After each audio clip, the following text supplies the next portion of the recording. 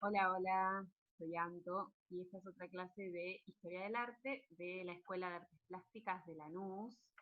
Y hoy vamos a empezar con este movimiento tan bueno y tan interesante que es el romanticismo. Lo que acaban de escuchar era la cabalgata de las Valquirias de Wagner, una ópera, y como muchas otras óperas de las que más se conocen, son de este periodo del romanticismo. Ampliaremos, obviamente. Entonces, romanticismo. Ni bien decimos, bueno, ¿qué es el romanticismo? Nos aparece esta imagen, ¿no? Una pareja medio medievalesca, dándose un beso, con un castillo de fondo y una cosa como muy cursi. Pero en realidad el romanticismo no es eso, ¿sí? Muchas veces se define, no sé, por ejemplo, Luis Miguel, música romántica. Pero el movimiento romanticismo abarca un montón de otras cosas. Va a ser difícil definirlo, pero lo que tenemos que pensar es que el romanticismo se inicia para romper con la tradición del neoclásico, pero también va más atrás todavía, para romper con la tradición barroca y renacentista. ¿Sí? Y eso lo va a hacer de una forma, por romper con lo anterior, lo va a hacer revolucionario en sí. Lo importante que tenemos que pensar es que van a plantear un hombre nuevo, ¿sí? Un hombre nuevo que tenga conciba a la vida de otra forma, una forma que esté conectado con la naturaleza y no tan arraigado a la razón como lo era el neoclásico. ¿Sí? ¿Se acuerdan que decíamos, bueno, esto es una arquitectura muy racional, etcétera? No. El romántico va a unirse a la naturaleza y a la vida, y eso también va a cambiar un poco el gusto de la época. ¿Sí? Esta es una imagen, esta es una pintura del periodo romanticismo, que está hecha por un alemán, que es Gaspar Friedrich, y se llama Monje junto al mar. Nosotros ya cuando veamos la obra de Friedrich lo vamos a hablar, pero fíjense, ¿no? Lo enorme, el espacio tan grande que representa el cielo, si nosotros lo queremos dividir, solamente 3/4, un poco más, son la tierra y el agua. El personaje, la figura humana, ¿dónde está? ¿Está centrado? No. Está re chiquitito y apenas podemos darnos cuenta que es, y aparenta ser un monje ahí con una túnica, pero está todo chiquitito, chiquitito. Ay, perdón. ¿Qué es lo que más llama la atención y lo que más lugar ocupa en la composición? Es el cielo. Entonces ya esta es una forma de ver cómo pensaban los románticos, ¿sí? Dónde miraban y qué significa esto cuando decimos que van a concebir un hombre que se relacione con la naturaleza de otra forma. ¿Sí? Acá ya lo vemos. Si nosotros tenemos que pensar una pintura neoclásica, teníamos un personaje, por ejemplo, Madame Recamier, ¿se acuerdan? Un personaje recostado en un diván, de frente, mirando al espectador, y el personaje ocupa todo. Bueno, acá miren, el personaje está de espaldas al espectador y observando un mar tormentoso. Entonces, ahí hay un cambio. Vamos a ver qué significa de a poco este cambio. Y lo que tenemos que pensar también que el romanticismo se va a dar en muchos países y que depende de dónde se dé también va a tener características diferentes. A ver si la imagen pasa. Bueno, por ejemplo acá, se me pasó, ahí está. Otra imagen de la naturaleza, ¿sí? Como unas montañas, un risco y el infinito. No se sabe qué hay abajo. Nosotros pensaríamos que acá hay como un puente construido, no sé si lo pueden ver acá. Es un camino. Pensaríamos que estar ahí puede ser riesgoso, no sé, como en el camino de las altas cumbres, supónganse. Esta es una pintura de Turner, ¿sí? Antes de ser el artista que, la faceta que más se conoce de Turner, era un poco más representativo. tenemos Turner. ¿Sí? Entonces acá en el romanticismo vamos a decir ciertas palabras clave que después vamos a seguir observando en los artistas, como es uno, la libertad, y después van a salir a la luz un concepto nuevo que es lo sublime. ¿Sí? Después yo les voy a mandar un escrito de Schopenhauer sobre lo sublime, que en realidad también estamos tocando un poco lo que es filosofía y en algunos momentos estética, pero va a salir la palabra lo sublime para hablar de ciertas cosas con respecto del hombre con respecto a la naturaleza. ¿Sí? Ahora vamos a entrar, vamos de a poquito. ¿Sí? Pero hasta ahora que estuvimos viendo, pintura de paisaje, ¿sí? Cosa que antes no veníamos viendo. Después que tenemos acá, este es otro artista que en realidad siempre fue un poco vapuleado, el apellido es Waterhouse, y en realidad se lo conoce como un poco más medio ahí, medio decorativo. No nos vamos a poner a juzgar eso, pero también se lo considera romántico, pero no está como en el salón de los grandes famosos, sino que está ahí como para el arte fácil, le dicen algunos. ¿Sí? Pero Waterhouse es uno, ve que tenemos estas figuras femeninas eh, como muy idealizadas, con ropas quizás que no corresponden al periodo del romanticismo, que están en jardines, que sufren y demás. Entonces, en este momento de la historia del arte, lo que se va a empezar a pensar es también otro concepto de belleza. ¿Sí? En el neoclásico podíamos pensar que la belleza tenía que ver con la razón, podíamos pensar que tenía que ver con lo grecorromano, ¿se acuerdan?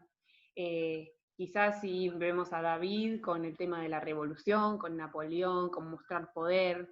En el romanticismo esto va a cambiar y va a dar un giro bastante violento.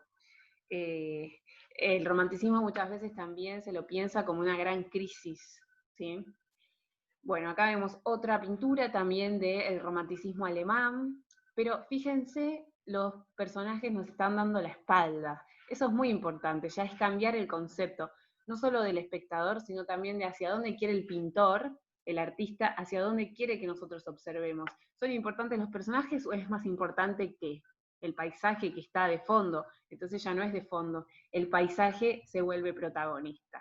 ¿Sí? Y este es el camino que de a poco se empieza a ver y donde va a culminar con los impresionistas, ¿sí? El camino del paisaje. ¿Se acuerdan la pintura de paisaje en el barroco? Era la más denostada, era la más barata, se pagaba muy poco y en los salones se ponía arriba de todo, cosa que no lo vea ni su mamá. ¿Sí?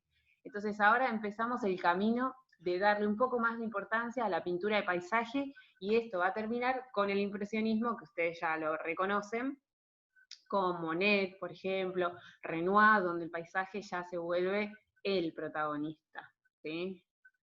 Después también en el romanticismo, así como les dije que se da en varios países, también va a tener diferentes facetas. En este caso vemos una pintura de un romántico inglés que se llama La Pesadilla y que ya vamos a ver todas sus características. Yo se los comenté la semana pasada, que es una mujer que tiene como un monstruito ahí, que es un íncubo.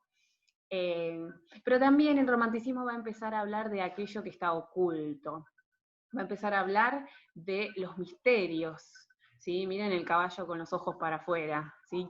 ¿Qué significará eso? Va a empezar a hablar de los sueños, va a empezar a hablar de la noche, de lo que está oculto en la oscuridad, ¿sí? El neoclásico lo niega todo eso porque quizás no se puede explicar, ¿sí? La razón no está, en este caso, en la oscuridad pueden suceder cosas que la razón puede no comprender. En este caso, esta es una pintura un poco más tardía, que es Lucifer sentado, un poco parecida a una de Goya, que también hay un gigante sentado, que creo se las mostré la semana pasada, ¿sí? Y empiezan también, el movimiento romántico también es un movimiento literario muy fuerte. Y acá está nuestro amigo Frankenstein, de Mary Shelley, que también es escrito en este contexto del romanticismo. Vamos a tener al poeta también Lord Byron, donde otra vez vuelve a ser el ejemplo de este tema del hombre que cambia el punto de vista y se va a empezar a mirar hacia su interior, ¿sí? Entonces, el romántico va a entender que el interior del hombre tiene algo, ¿sí? Una fuerza, una esencia, y que ya no va a ser más consciente y razonable, sino que va a estar tocando el inconsciente, y por eso va a estar tan en contra de lo que es el movimiento neoclásico. Frankenstein es uno de ellos, ¿no? Porque con la razón se supone que no se puede como volver a despertar un muerto y aparece. El contexto también donde ella lo escribe como una reunión medio esotérica con los demás escritores, bueno, no sé si conocen la historia, eh, también con algunas drogas de por medio, todo en una oscuridad, ¿sí? En la noche, en las tormentas. Toda esa cuestión es del romanticismo, ¿sí? Sobre todo porque son cosas que no pueden ser explicadas fácilmente con la razón. Acá tenemos El fantasma de la ópera, esto es de una película de 1925, pero les muestro también que El fantasma de la ópera va a surgir del romanticismo también. Bueno, esta es una historieta que yo después les voy a mandar, que es la explicación de lo sublime, después se los voy a mostrar. Ahora vamos a ver algunas obras. Bueno, y acá volvimos a la grabación. Entonces vamos a ver algunos temitas, ¿sí? Entonces pensamos esto, ¿no? El artista romántico puede ser tanto pintor, escultor, mmm, bailarín, ópera, lo que sea, va a oponerse a esta separación entre la razón y el sentimiento, ¿sí? Oponerse entre la razón, el sentimiento, lo real y lo irreal. Esto es muy importante porque va a cambiar la forma de pensar, no solo la belleza como habíamos visto, sino también cómo es la obra, hacia quién está dedicada, cuál es el concepto que se quiere dar, ¿sí? Entonces, esto que decíamos, hombre socialmente nuevo, es lo que habíamos hablado anteriormente, que es básicamente como un fenómeno revolucionario esto, ¿sí? El romanticismo se va a dar entre estos años 1770, 1870, pero en realidad, como siempre decimos, esto no es exacto. Y muchos van a decir que el romanticismo no es un movimiento artístico, sino un estado del alma. Ven esto que yo les decía, el hombre mirando hacia el interior. ¿Por qué un estado del alma? Porque el hombre va a empezar a ver, a sentir, a pensar sus sentimientos y a expresarlos en el arte, ¿sí? Entonces, el neoclásico era muy razonable, con la razón ahí, no había forma de que se sienta algo. Y si quieren comprobarlo, vuelvan a mirar las pinturas que vimos de David, por ejemplo, y en realidad son bastante frías, ¿sí? Bastante alejadas del espectador. Son personajes que son retratados, pero no hay tanto sentimiento. Acá es como si el alma, en vez de quedarse adentro, se va hacia afuera y los románticos tienen que expresarse del interior hacia el exterior, ¿sí? Bueno, obviamente, como habíamos visto anteriormente, la cuestión del paisaje, ¿sí? Va a estar muy presente este cambio en la pintura. Ven, otra vez tenemos este es de Friedrich también.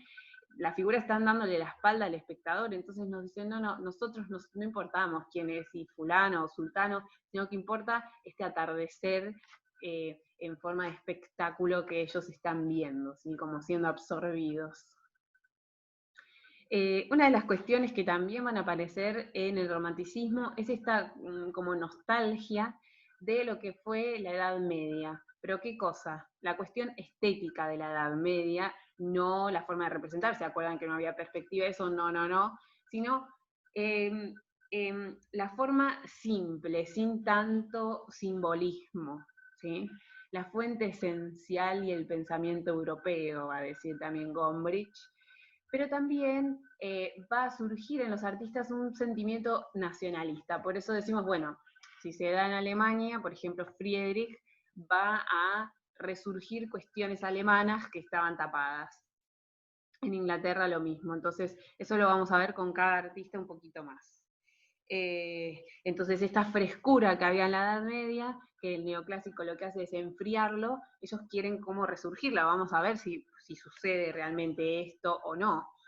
Piensen también que en el neoclásico se miraba hacia la Edad Media como un fenómeno completamente oscuro, ¿se acuerdan, no? La Edad Oscura, pero ¿fue realmente completamente oscura o podemos ver otras cosas? Entonces esto también tenemos que ir pensándolo a ver si responde o no la obra que veamos, ¿sí? Bueno, resurgimiento no, la importancia de la pintura de paisaje, ¿sí? ¿Se acuerdan que la academia odiaba a los paisajistas? Pero, ¿qué tipo de paisaje? Bueno, siempre, no creo que sean mañanas tranquilitas los que se muestran, sino que se van a mostrar, por ejemplo, tormentas, tempestades, eh, días nublados, vieron, con esas nubes plomizas. Eso es lo que se va a mostrar, ¿sí? Cuestiones como más dramáticas. Se afianza en Inglaterra porque la mayoría de los artistas que van a trabajar con esto son ingleses, pero sin embargo, por ejemplo, Friedrich va a tener también una comunión con el paisaje. Es general al movimiento romántico, pero lo vamos a observar mucho más en Inglaterra. ¿Sí? Bueno, se va a redescubrir o a releer a Shakespeare, a Goethe, ¿sí? Que lo que hacían era mostrar también el alma, la pasión, los deseos incontrolables, el instinto asesino, cosas que el neoclásico enfriaba con la razón. Ahora el romántico dice, no, ¿qué enfriar? Sacamos todo para afuera. ¿Sí? Bueno, entonces, vamos con el paisaje, y acá ya encontramos a nuestro amigo. En Inglaterra vamos a tener a Turner y Constable. Después vamos a tener, por ejemplo, en Alemania tenemos a Gaspar David Friedrich, después tenemos Fuseli, Runge. Bueno, hay un montón de artistas y empezamos entonces. Bueno, Turner, un poquito les había adelantado anteriormente. Turner va a querer elevar el género de la pintura de paisaje a un nuevo nivel, ¿sí? Cosa que no venía sucediendo. Lo que tiene Turner es que él siempre va a ser exitoso, ¿sí?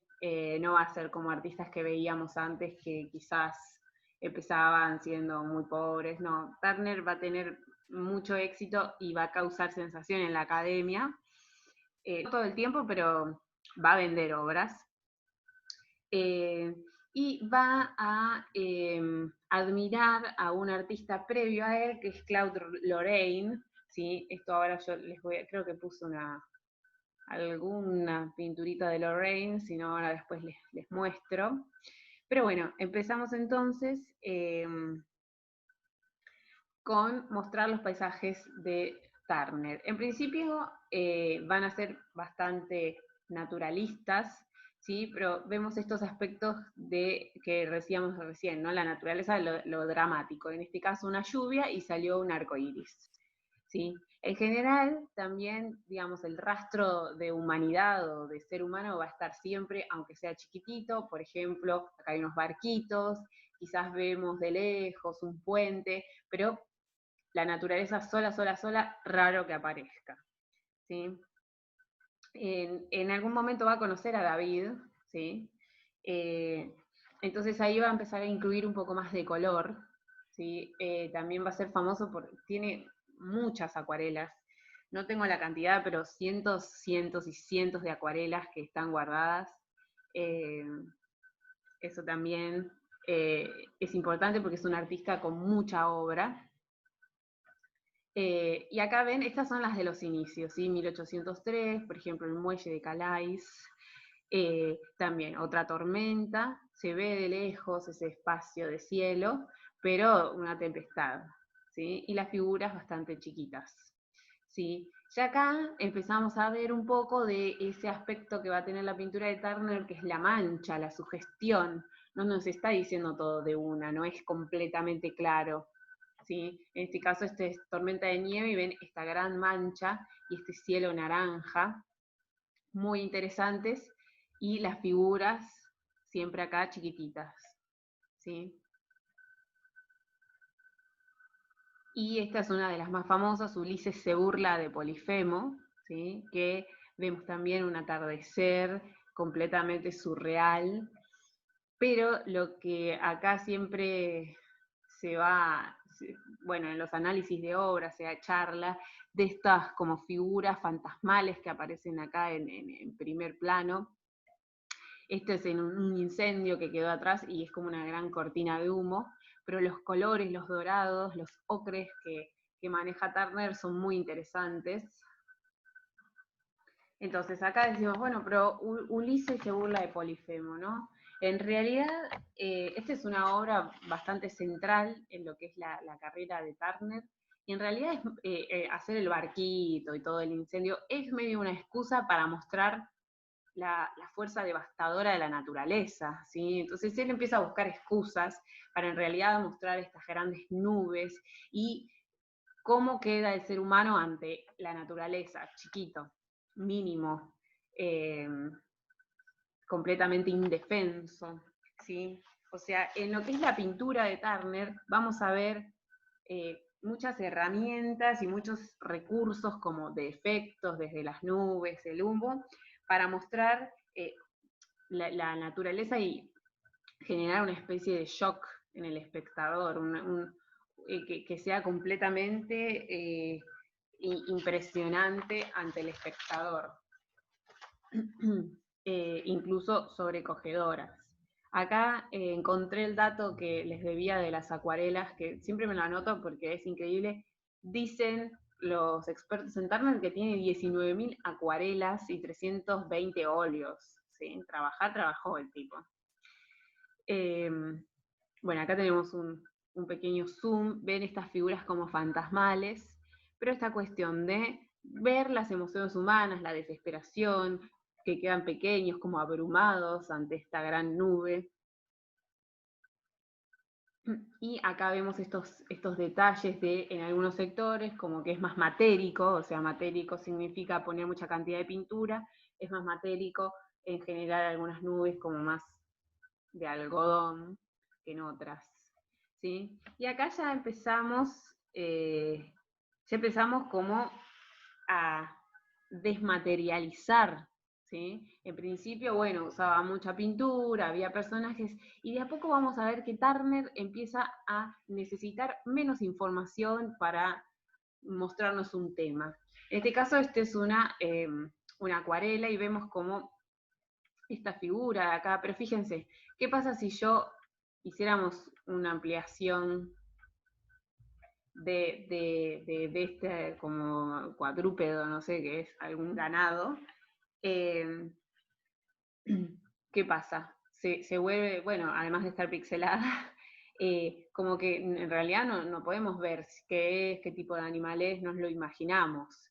Entonces, ¿qué significa? Que él está acá ya usando la mancha y nos está insinuando, y nosotros creemos que entendemos, pero en realidad puede ser una mesa y una mesa en el agua.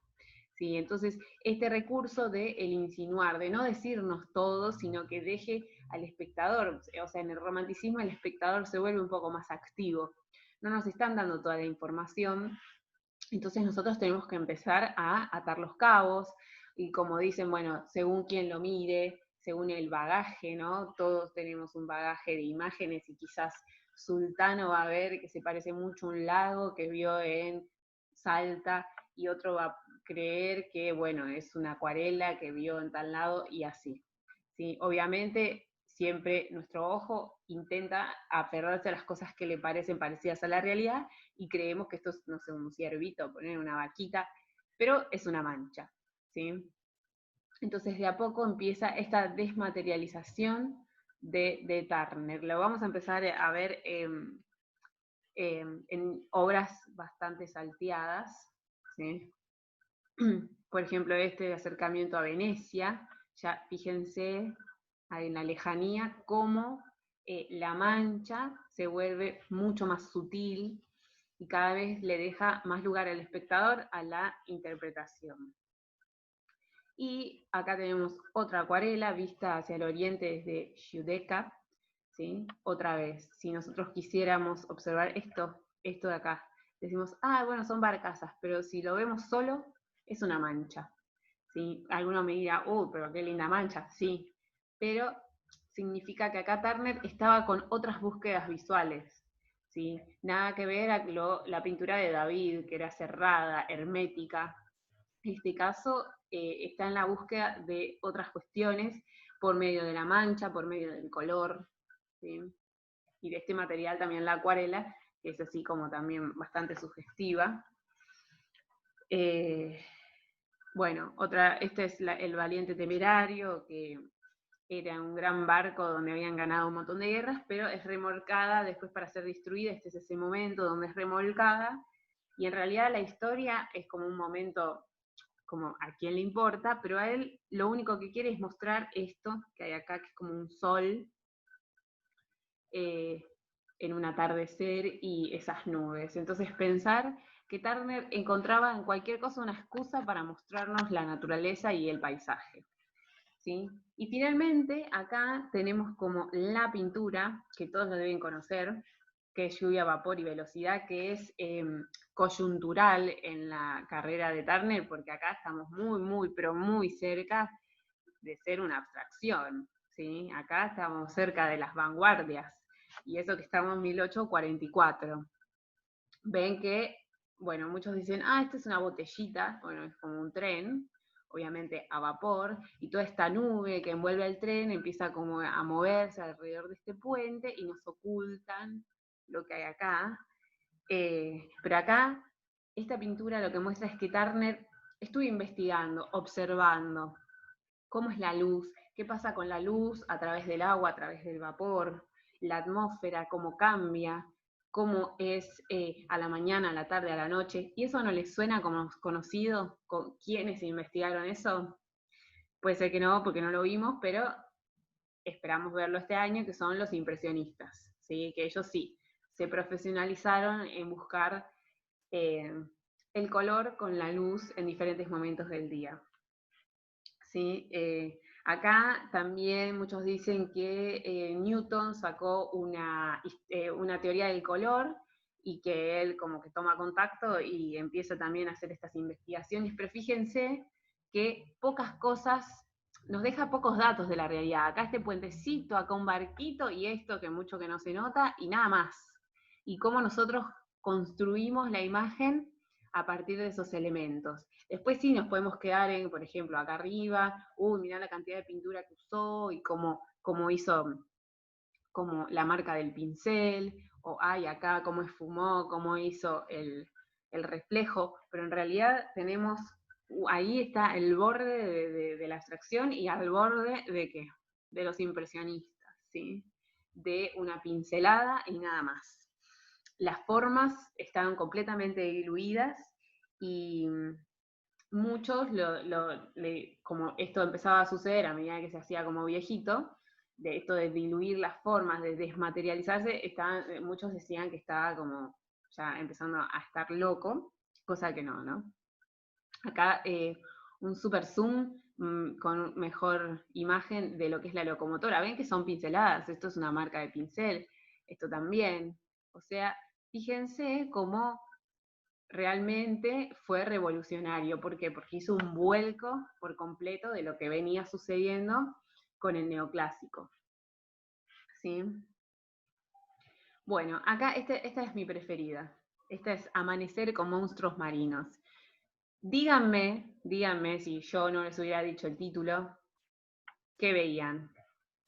¿Monstruo marino? ¿Dónde están los monstruos? Sí, bueno, acá decimos, si me dicen monstruo marino, digo, esto es un ojo, esto es una cola, pero también podríamos decir, bueno, no sé, olas chocando en el medio del mar.